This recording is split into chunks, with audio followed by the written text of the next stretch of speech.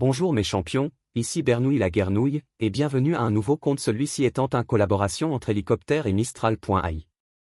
Sans plus attendre, commençons. Les aventures de Bernouille et Mike, de Trois-Rivières à Versailles. Monsieur Benoît, Bernouille, Gauthier et son frère Mike doivent fêter des personnages hauts en couleur à Trois-Rivières. Bernouille, avec ses rougeurs sur tout le corps et sa voix tonitruante, était connu pour sa passion pour les chevaliers et les jeux de grandeur nature.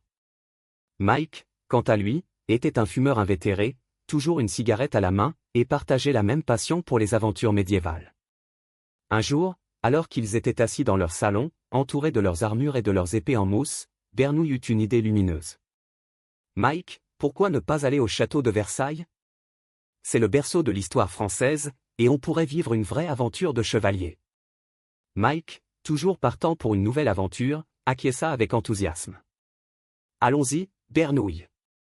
On va montrer à ces Français ce que c'est que de vivre à fond. » Ils préparèrent leurs bagages, remplissant leurs valises de costumes de chevalier, de cartes de jeux de rôle et de quelques bouteilles de leur bière préférée.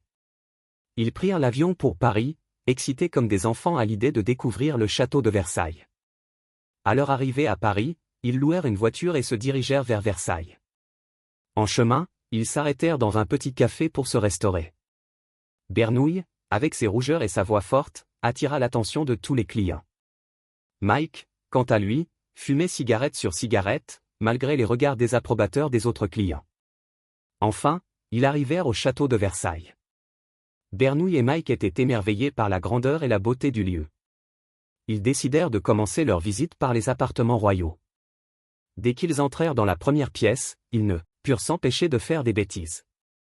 Bernouille sauta sur un lit à baldaquin, faisant rire Mike aux éclats. « Regarde, Mike, je suis le roi de Versailles » cria-t-il en rebondissant sur le lit. Les gardiens du château, alertés par le bruit, arrivèrent en courant. « Messieurs, s'il vous plaît, cessez immédiatement » leur ordonna l'un d'eux. Bernouille et Mike, réalisant qu'ils avaient dépassé les bornes, s'excusèrent et promirent de se comporter correctement.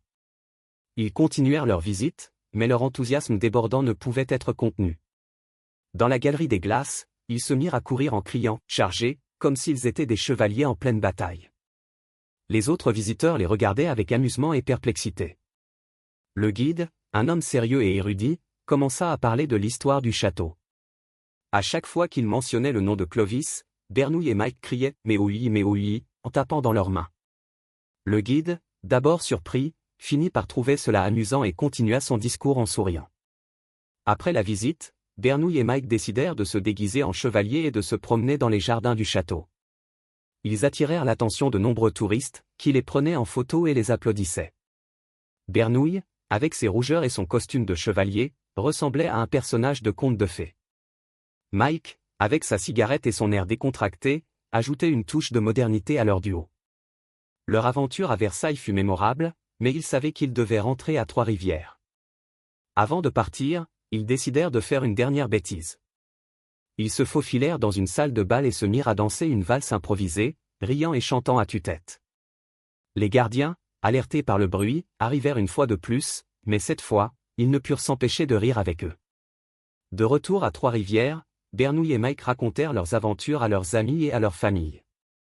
Ils montrèrent les photos et les vidéos de leurs exploits, faisant rire tout le monde.